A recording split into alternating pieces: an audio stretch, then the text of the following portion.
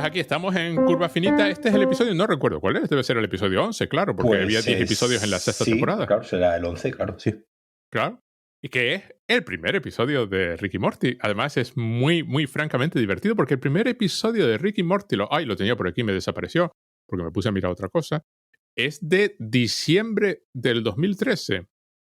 Va para 10 años Rick y Morty. Va para 10 años. Que se dice rápido. Además, una cosa que ahora es difícil de recordar es que coincidió en el tiempo con Community, con el final de Community.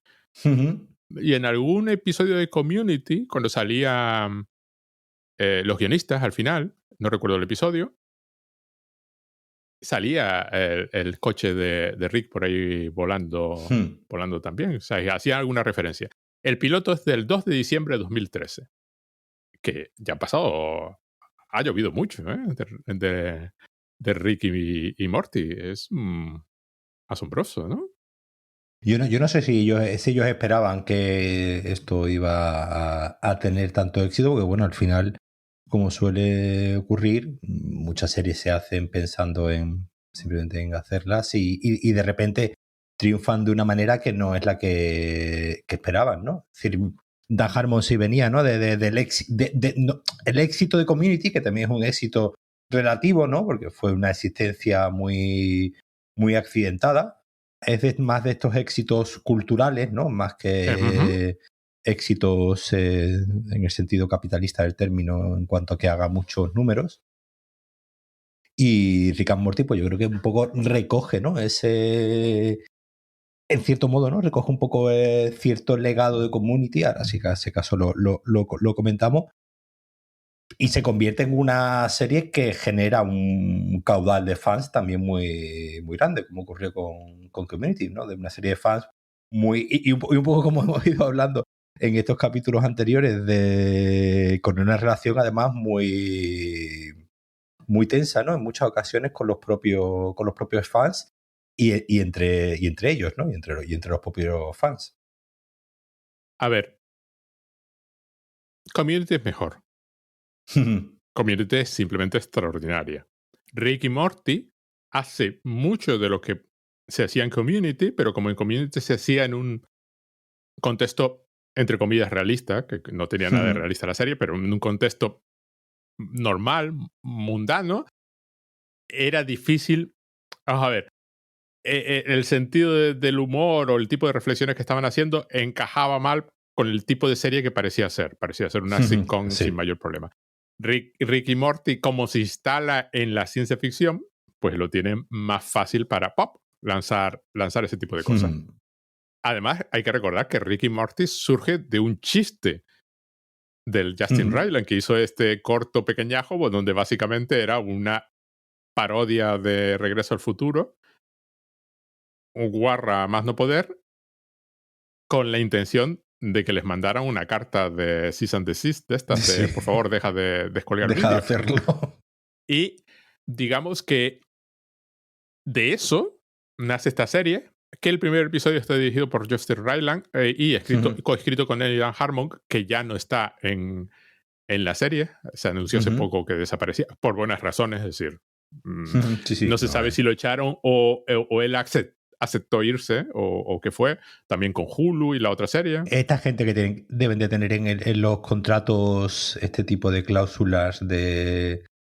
bueno, pues si vemos que a la cadena X persona le aporta mala imagen, podemos, y esto te habrá 20.000 abogados que lo tendrán atado y bien atado. Y este fue el primer episodio, el que, a ver, no es el que a mí me convenció. A mí me convenció el segundo. Pero el primero es lo suficientemente divertido como para decir, bueno, pues venga, la seguimos viendo. Es curioso recordar ahora volver a ver este episodio sabiendo todo lo que sabemos y cómo el personaje de Rick ha cambiado, porque aquí es directamente parodia de Doc Brown, borracho continuamente. O sea, uno es difícil recordar lo mucho que eructaba. Ay, sí, además que aquí hay una escena, un momento en el que directamente se le cae la baba y se le queda colgando. Es decir, el personaje sí era algo más escatológico de lo que ha terminado siendo después de tantas temporadas. Es decir, que no. Y aquí directamente empieza borrachísimo en la primera escena. Es decir, en la primera escena. El primer escena ya está borrachísimo. Ya está borracho a más no poder. Es súper desagradable. O sea, ya no es la figura trágica que puede ser en la última temporada, ¿no? Sí. Que se volvió más. Aquí es un irresponsable borracho que saca a Morty de la cama, le dice que va a acabar con todo, que va a empezar de nuevo y que ha construido una bomba, lo cual es decir, vamos a ver, es una escena curiosa, pero si sabes ahora todo lo que supuestamente sucedió, que por supuesto cuando hicieron este episodio no se sabía, pues si ahora lo conectas con el personaje trágico que es ahora y su vida y por qué está ahí,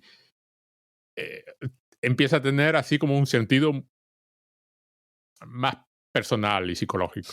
Y en cierto momento le dice, vamos a buscar a tu amiga Jessica. Sí. Y vamos a repoblar el mundo, tú vas a ser como Adán y Eva. Adán y Eva. Y Morty suelta algo en plan, pero Jessica no sabe ni quién soy. Y de pronto se corrige y dice, bueno, y además no vamos a matar a toda la humanidad. O sea, pero lo primero es... Sí. Y luego hace Rick un comentario que, sabiendo lo que sabemos ahora de Justin Roiland, es muy divertido en el sentido macabro del término divertido y desagradable, que es que empieza a decir, y no te preocupes, que yo no voy a intentar quitarte a Jessica. No soy ese tipo de hombre. Claro, sabiendo lo que sabemos del que le ponía la voz a Rick y Morty, a Rick y a Morty, y a Rick en particular en esta escena, sí, hombre, sí. Es un poco, ya empieza a quedar, bueno, empieza a quedar desagradable. Y luego, otra cosa que me sorprendió es lo activo que es Morty. Dice, no, dame el volante. O sea, no es todavía esta relación de sumisión que tienen durante varios episodios. Es tan activo que al final es el responsable de... Sí, porque al final una cosa que me parece curiosa de este capítulo es que al final la aventura es una chorrada grande. Monumental, sí, sí. Básicamente no hay aventura. Tienen que ir a coger unas semillas de un sitio y ya está. No hay... Sí tiene, ¿no? Esta idea de visitar, ¿no? Diferentes mundos y visitar como diferentes realidades y proponer realidades, pues muchas veces excesivamente sexuales, ¿no? Como es en este caso donde esas semillas, pues prácticamente, ¿no? Aparentan unos ovarios o unos testículos, ¿no? Según desde donde los miremos. Y esta idea, ¿no? De que Morty se tenga que meter por el culo directamente esa semilla. Pero más allá de eso, no, la aventura es muy tonta, ¿no? No hay. Es un MacGuffin para que los personajes avancen y no va a ningún lado.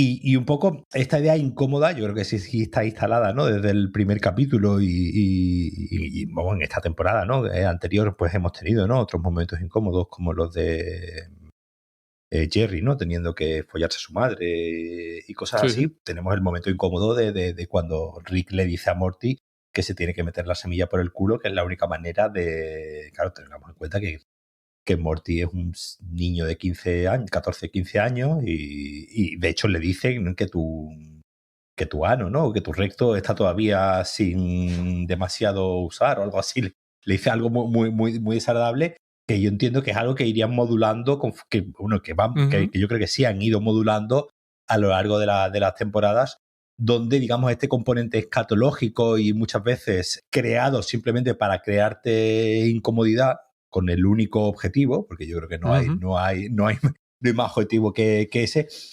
No es que lo hayan ido dejando de lado, porque ya hemos visto que en la última temporada hay varios capítulos, digamos, donde abrazan, ¿no? Digamos, esta incomodidad y le dedican un capítulo entero.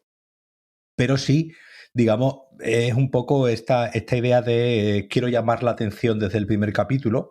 Quiero desde el primer capítulo te fijes, ¿no? Que esto va a ser tan loco hasta el punto de que proponemos de que a un niño de 15 años meterle unas semillas por el culo. Dicho así, suena muy burro, pero es que es así como lo ponen en el capítulo. Y yo creo que sí hay esa intención un poco de pues dar un golpe en la mesa y decir, esto no es Community, esto no es humor. Community es una serie con un humor mucho más blanco, aunque muchas veces tenga un punto retorcido, pero sí es una serie con un humor muy blanco, no es un humor, excepto aquel capítulo que quitaron de Netflix, ¿no? El de que salió en blackface, que me parece una tontería quitar ese capítulo, porque precisamente ahí apuntaban, ¿no?, de lo incorrecto de aquel personaje. Aquí no hay nadie apuntando que es incorrecto.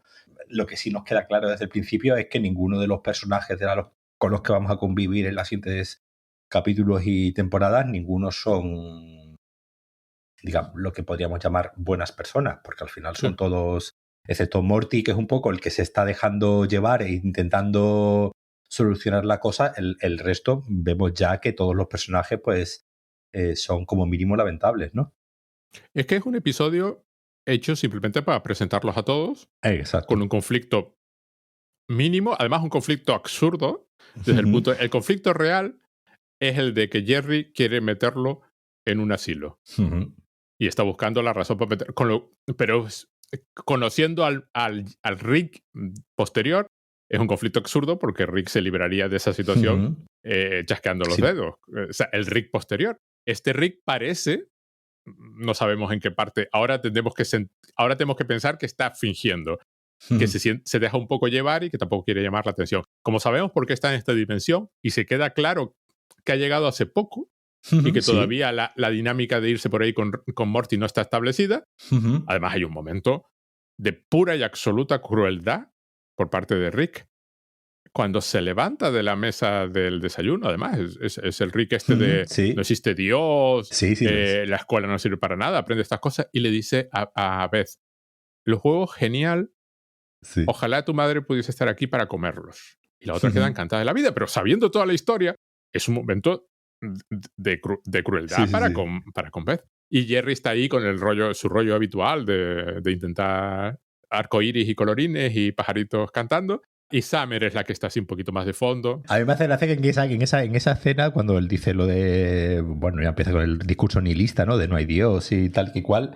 Dice una frase que obviamente no creo que sea intencionada, pero dice una frase que es que la noche... ¿Pero qué haces por la noche? Dormir, ¿no? Y es que la noche es la mitad del día, ¿no? Y es como no aprovecháis la noche. O sea, obviamente ya nos vamos a la temporada que acabamos de ver, donde tenemos directamente un capítulo que va sobre aprovechar ese tiempo de sueño y aprovechar la noche. Obviamente yo creo que estas cosas son cosas que están ahí en el fondo y ya pues obviamente fruto de no casualidades, pero sí, bueno, de un poco del azar.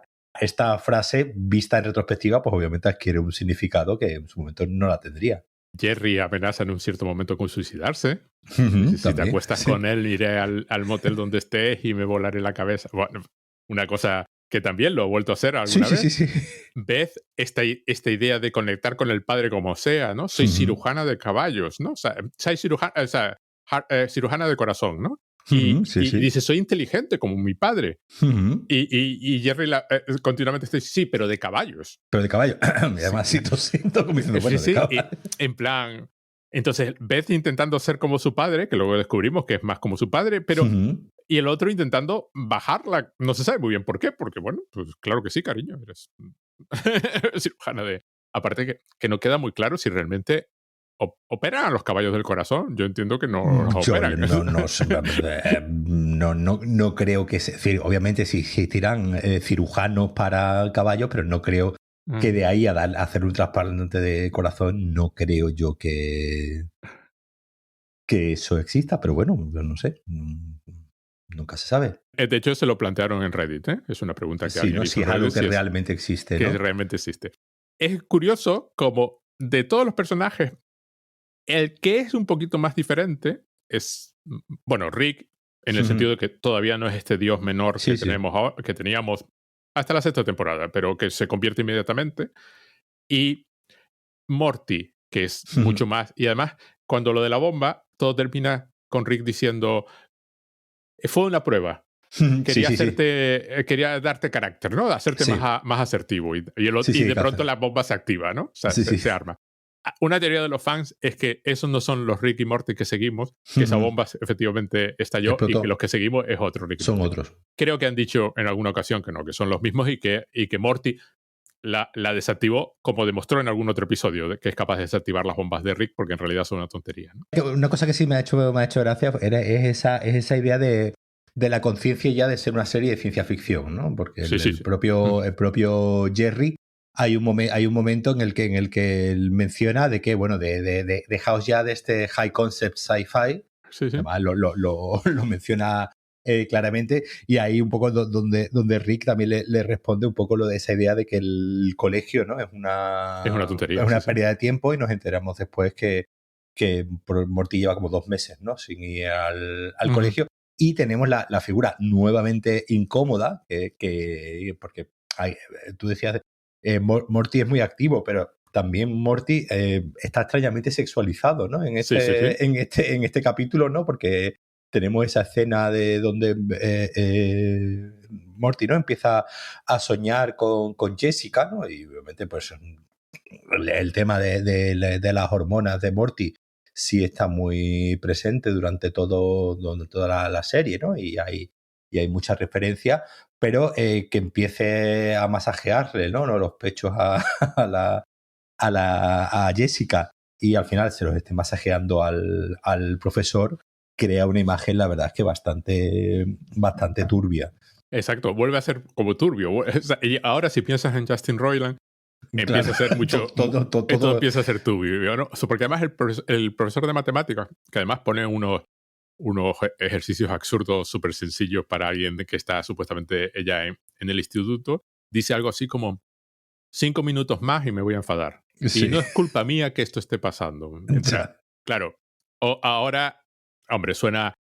Es decir, muchos de lo que pasa en el episodio es simplemente lo que tú decías antes, por epatar, ¿no? Sí. Cuando Rick congela a uno de los estudiantes, sí, y luego se cae y se desmonta. Y luego el director, un funeral, sí, lo dice. El director dice algo así como que no tenemos razones para pensar que han sido los latinos. Sí. Pero es que además Rick se apellida Sánchez, con lo cual o sea, hay una serie así de cosas que están hechas puramente para epatar. Y lo que tú dices, la aventura no es nada. Necesito semilla. No está claro por qué necesitaba que Morty fuese con él. Pero el rollo es que Morty no activa las botas porque el otro no le avisa, se rompe las piernas, Rick viaja a otra dimensión que no tiene más objeto que, de nuevo, decir que Rick se entretuvo ahí todo el tiempo que le dio la gana porque era un viejo al que todas las jovencitas admiraban. Y la única función que cumple eso es, se nos acabó el fluido del portal, tenemos que pasar por aduanas interdimensionales. Con lo cual nunca te queda claro la Federación Galáctica esta qué tecnología tiene y qué tecnología no tiene, porque dependiendo del episodio tienen unas o no tienen otras. Aparentemente no tienen la pistola, pero sí que tienen portales. Y es una aduana, y es cuando todo el rollo de cuando lleguemos allí, te metes la semilla, yo no puedo porque lo he hecho tantas veces que ya se me caen. O sea, es todo en este plan. Y luego simplemente lo de la aduana galáctica esta, interdimensional, que tiene ahí metidos un par de conceptos de ciencia ficción, y hay un par de chistes que claramente son con otras series, pero el momento que a mí me flipa es cuando están ellos corriendo, Morty como que escupe un bichito. Sí, un bichito que vive su vida entera, mientras ellos están corriendo, en varios segundos. Y luego Rick le da una pistola y le dice, dispárasle.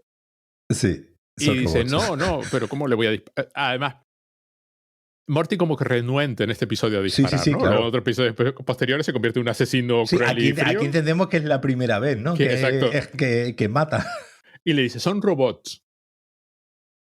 Que era, por ejemplo, lo que pasaba, pues, yo creo que es un chiste con varias cosas. Por ejemplo, lo que pasaba en las primeras películas de Marvel, donde, claro, no había sangre de ningún tipo. Yo lo vi más como un chiste, además, bueno, no, pero obviamente no sé si estará relacionado con una película de la que ya hablamos en nuestro otro podcast, Guión 7, que es Starship Troopers, donde Paul Verhoeven, recuerdo que claramente dijo que, bueno, aquí podemos matar a todos los que queramos porque, bueno, son insectos y ya está. Y ya está, se acabó. Starship Troopers es una película bélica, podía estar perfectamente planteada como 2 ejércitos de humanos, uno que va a invadir y otro empieza... Pero claro, cuando son bichos, pues puedes matarlos de todas las maneras que quieras.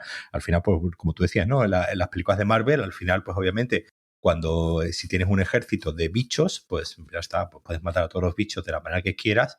Claro, aquí el problema es que el Rick le dice que son robots, Morty no se da cuenta de que no son robots.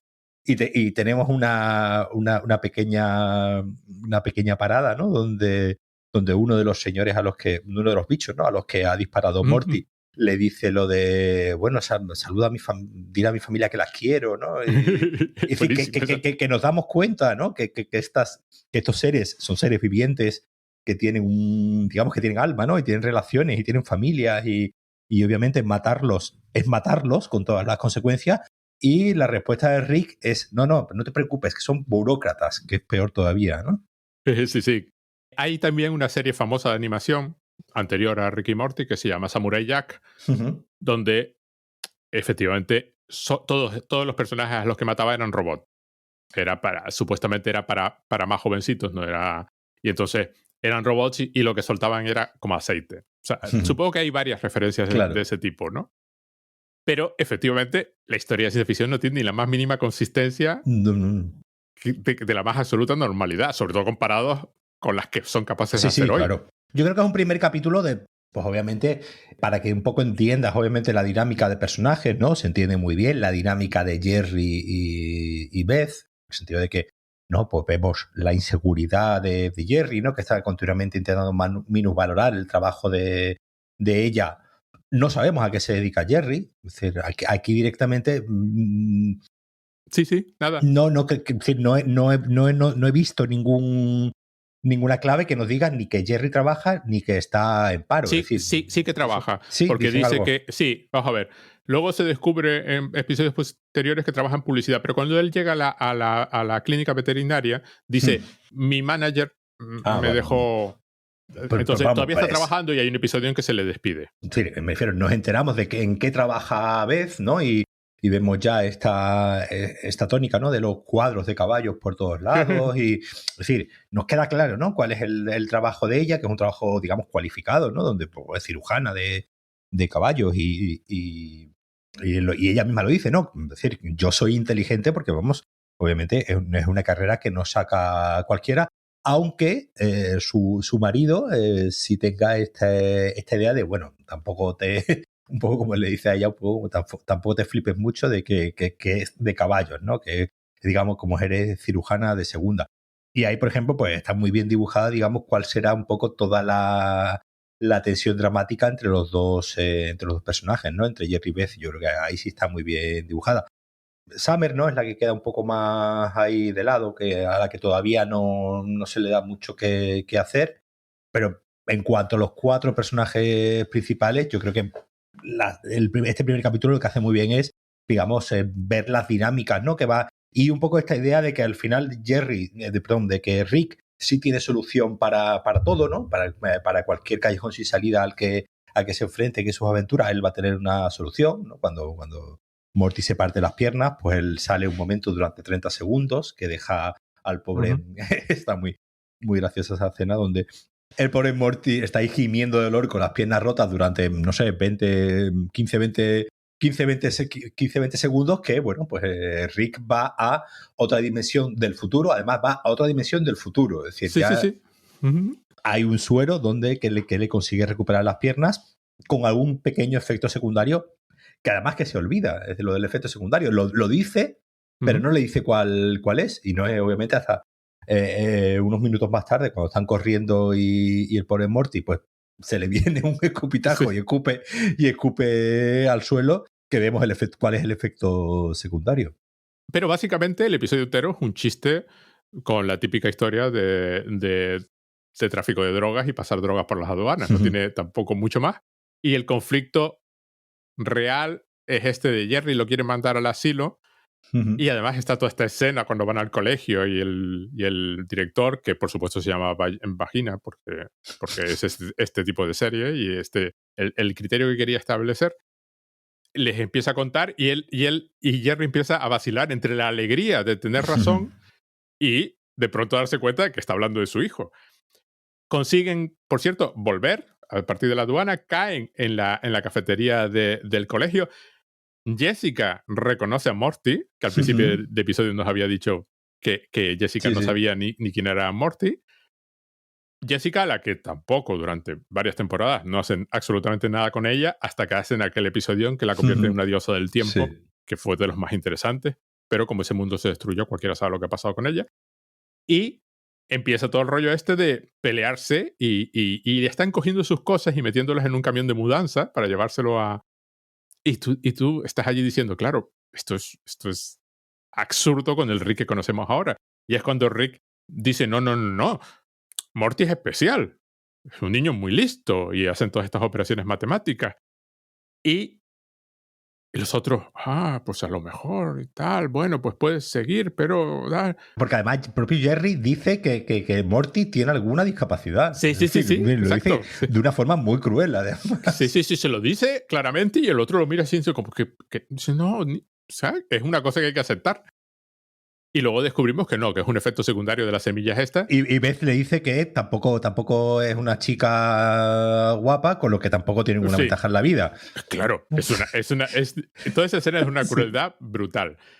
Por parte de los padres. Sí, por parte de los padres. Son los padres los que están diciendo es que con este niño no hay esperanza con este niño. Y luego con Rick, que dice, no, va a empezar una nueva época de transparencia y sinceridad, que es mentira todo, porque entra vez diciendo se ha muerto fulano, no tengo ni idea de qué estás hablando. Y es cuando descubrimos que Morty es ligeramente inteligente durante, bueno, o inteligente durante ese periodo de tiempo por efecto secundario de la semilla, Sí. y que en cuanto se pasa el efecto se vuelve idiota todavía más, pierde el control de sus extremidades, y es cuando Rick empieza a soltar ese rollo de Rick y Morty de 100 años, que es la típica cosa que supongo que Justin Roiland en su momento Lo dejarían en el micro. Sí, el micro abierto, y grabó eso, y eso es lo que animaron. Pero es un momento muy divertido porque luego piensas en Evil Morty, que es inteligente. Estamos hablando de la crueldad, ¿no?, de los padres a Morty, pero Beth dice una frase también muy importante, que es, por primera vez en su vida, Morty tiene un amigo. Sí. Es decir, saben perfectamente que Morty, a su modo, es especial, para lo bueno y para lo malo, y que no es un niño especialmente carismático a la hora de tener amigos. Y cuando Jerry le propone por primera vez mandar a Rick al asilo, ella responde diciendo, acaba de volver a mi vida, no lo voy a... Y solo lo hace cuando piensa que es malo para Morty. El episodio, visto ahora, plantea una... O sea, está conectado con otro montón de episodios por casualidad. Sí. Claro, el Morty inteligente resulta ser Evil Morty. Y que Morty tiene la capacidad para crecer y desarrollar sus capacidades y su inteligencia que no vemos en este primer episodio. Y además hubo durante una época una teoría diciendo que los Ricks son Mortys de mayores. Y se empieza a plantear aquí. A mí lo que me sorprende del episodio es como alguien ve este episodio y dice, Rick es el tío al que hay que imitar, hay que ser como Rick. A ver, esto es lo... Yo ahora estoy volviendo a ver con mi hija, ¿no? Pues ya terminamos de ver Lost hace un par de semanas, y el otro día me dijo, pues yo quiero ver Breaking Bad.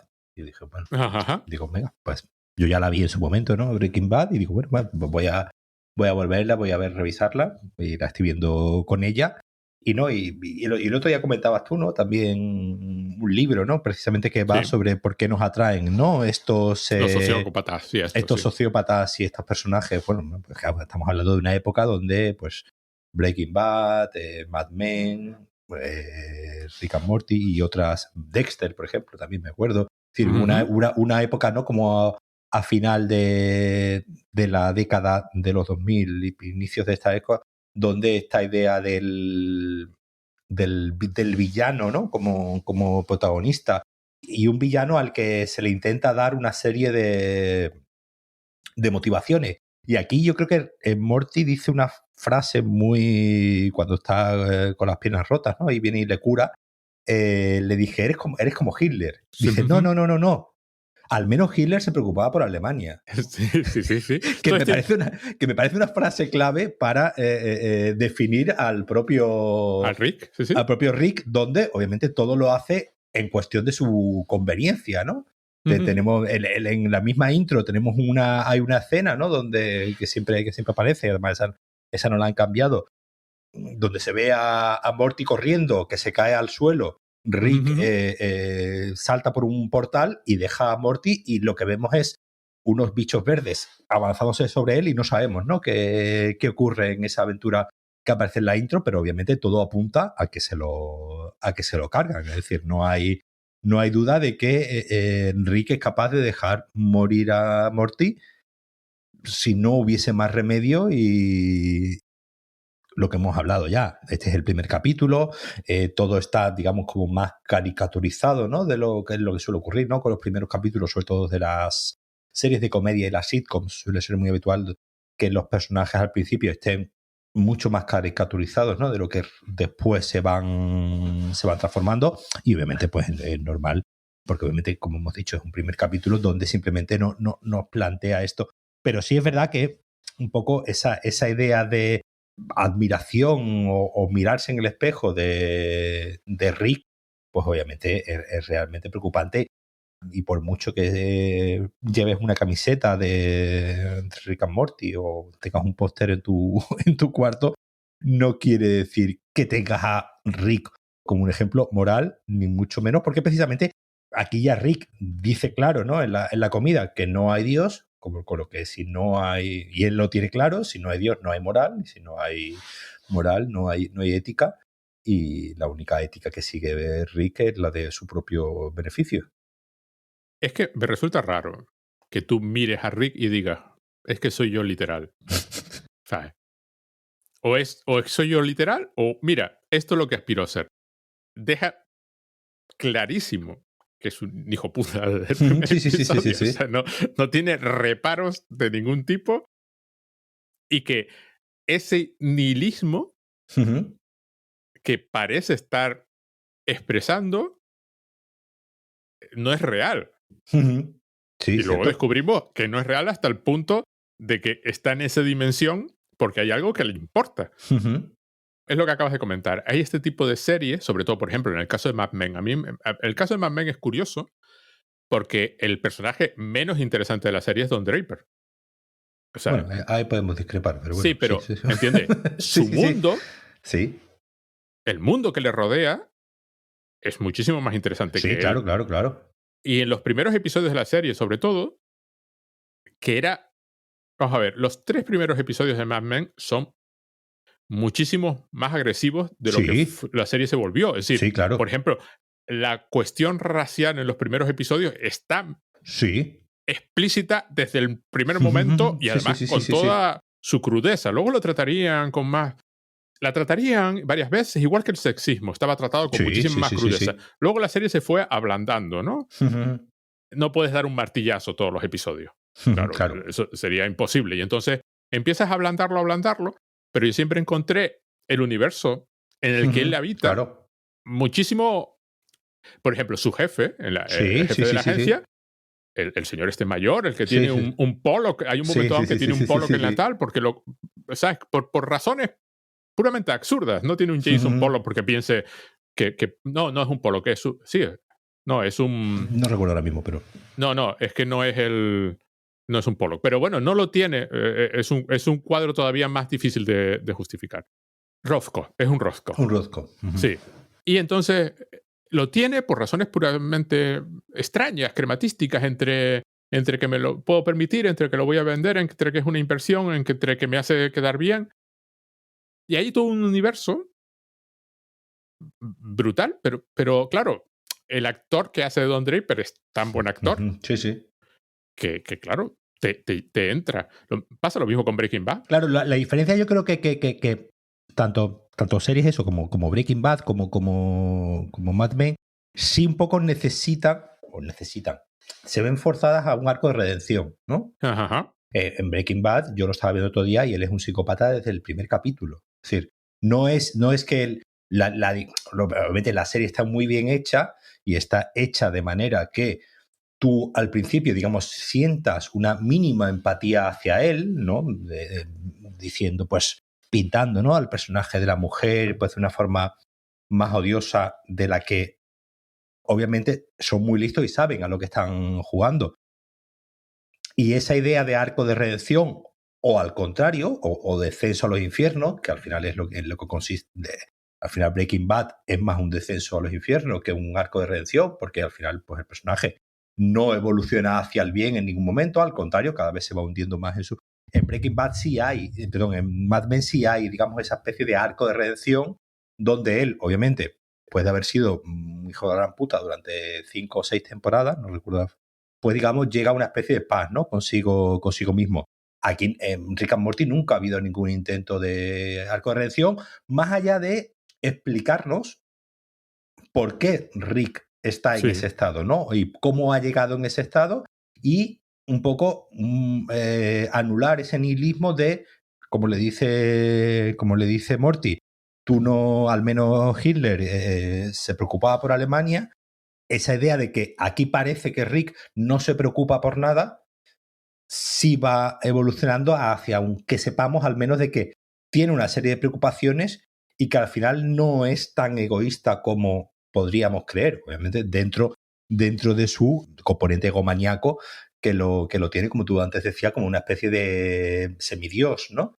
Es decir, esa idea sí irá evolucionando, pero obviamente tampoco ha habido nunca un intento con que Rick Sánchez nos caiga bien como... Es decir, no es alguien que tú querrías tener como amigo en ningún momento porque, imagínate, sería un infierno. Por ejemplo, me pasaba mucho con Dexter, que la primera temporada, yo siempre he dicho que hay 2 series de Dexter.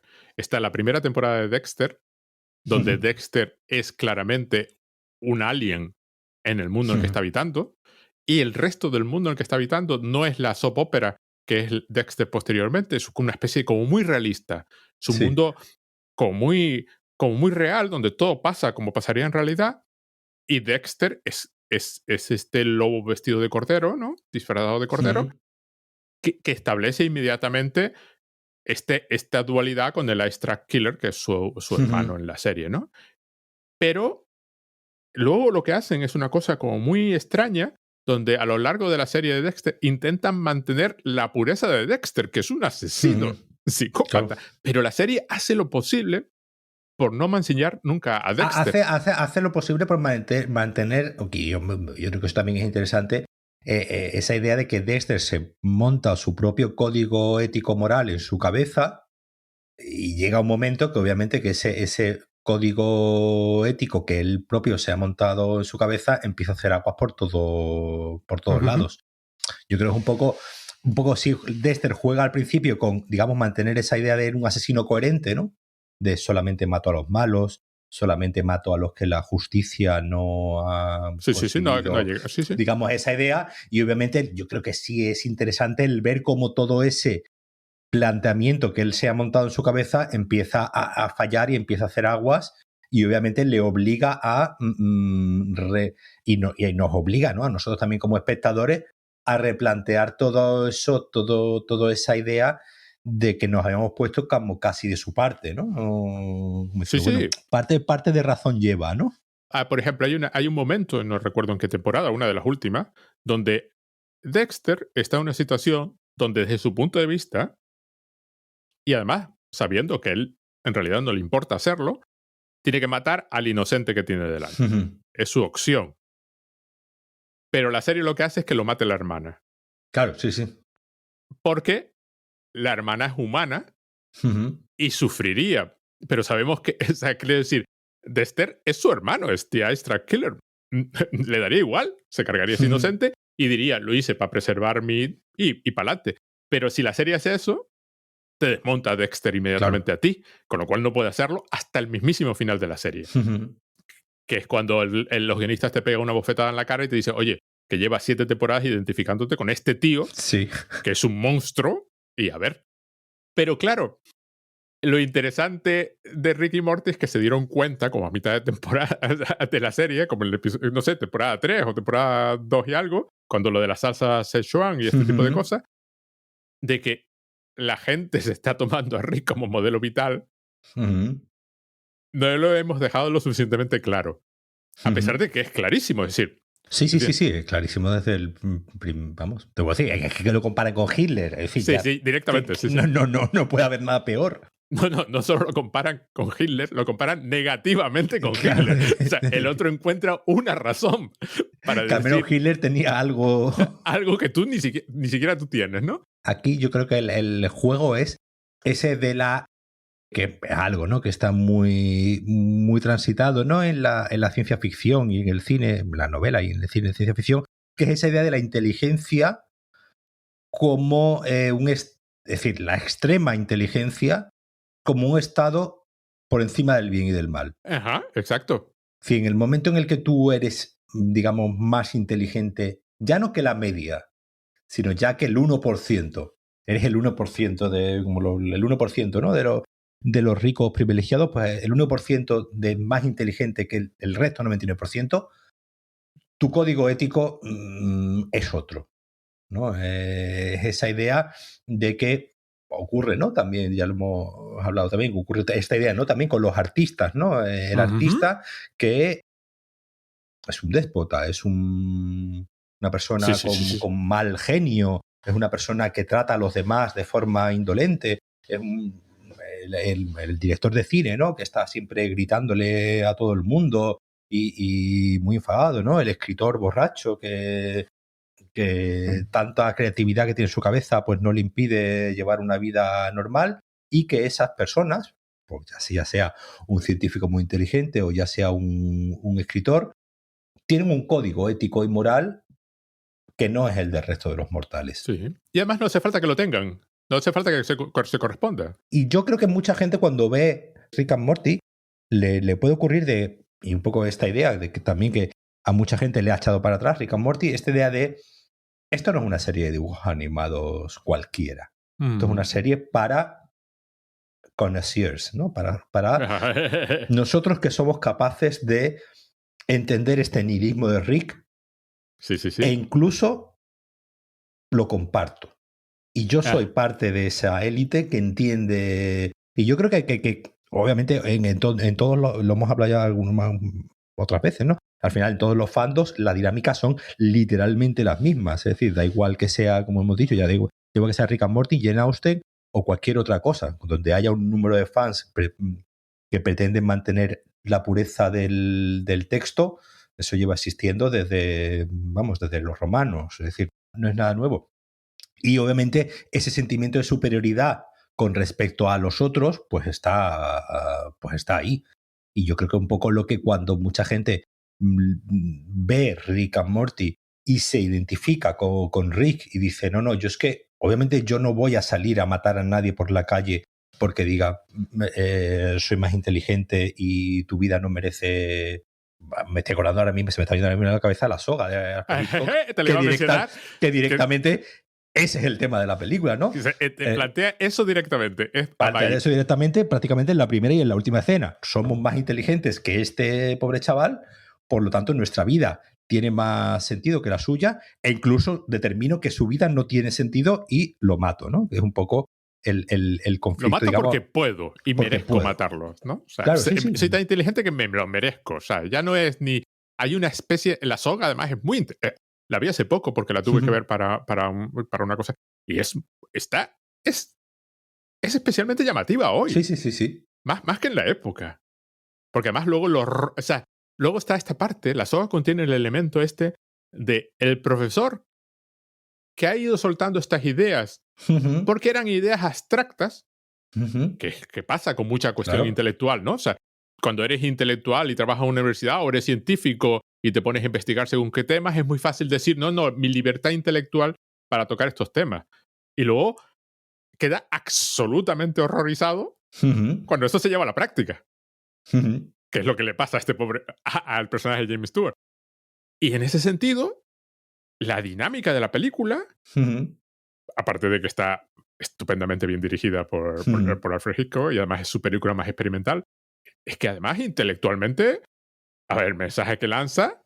Sí, claro. Es este. Y es una película del año 48. Sí. Que ya era consciente. Claro, mucha gente se quedó con la idea de que yo entiendo Rick y Morty, eso me convierte automáticamente en inteligente, porque entender Rick y Morty requiere de inteligencia. Entonces era una especie de lógica circular. Claro. Cuando tú ves este primer episodio y dices, hombre, la serie es graciosa, el episodio es gracioso y está muy bien y es muy simpático, la voy a seguir viendo. Hombre, es ciencia ficción normalita, todavía no has hecho nada... Sí, todavía no has hecho nada interesante. Relevante. Sí. La soga, una gran película. Sí. A mí me gusta un montón. No gustó nada en su época. Pero ahora sí, veo que tiene en su momento con el tema este de que, bueno, es una obra de teatro filmada, ¿no? De una manera peculiar, ¿no? Pues todo con planos secuencias y planos muy... Vamos, sí, prácticamente toda la película es fingiendo ser una secuencia continua, sí, claro, que era imposible en la época. Una serie de... Pero sí, es verdad que ese tema que plantea, el del asesinato como algo... Y bueno, a ver, que es una película que surge después de la Segunda Guerra Mundial. Sí, sí, exacto. Una película que, leída en su contexto, obviamente está hablando de cosas muy, muy concretas, ¿no? Pues, en este caso, prácticamente hay una especie de discurso, ¿no? Sobre el nazismo y esta idea de la pureza de raza y de la pureza intelectual como un estadio superior que puedo imponer a los demás. Y yo creo que sí, ocurre eso un poco con este tipo de serie. Ya ocurría con Community también, ¿no? Un poco esta idea de esto no es una serie para las masas, esto es una serie para una élite intelectual que sabe entender todos sus códigos y todas sus referencias y todo lo que está ocurriendo, y por eso nos identificamos con el personaje, ¿no? Y por eso en Community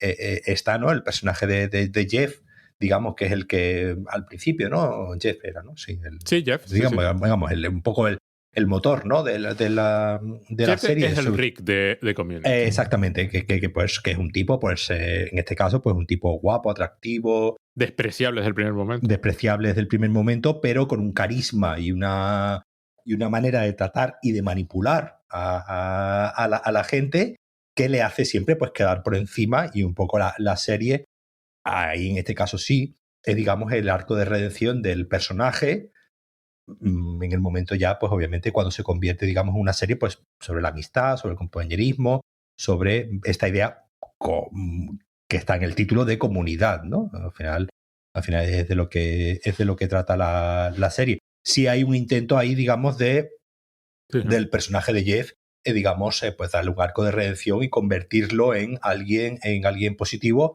a pesar que durante toda la serie vamos viendo cómo se comporta de manera muy, muy despreciable, pero como es un señor, como digo, un señor guapo, atractivo y carismático, en el fondo todos queremos ser ese Jeff, ¿no? Todos queremos ser tan inteligente que nuestra propia inteligencia nos permita portarnos de forma despreciable con el conocimiento de que lo estamos haciendo porque es que tenemos derecho a ello.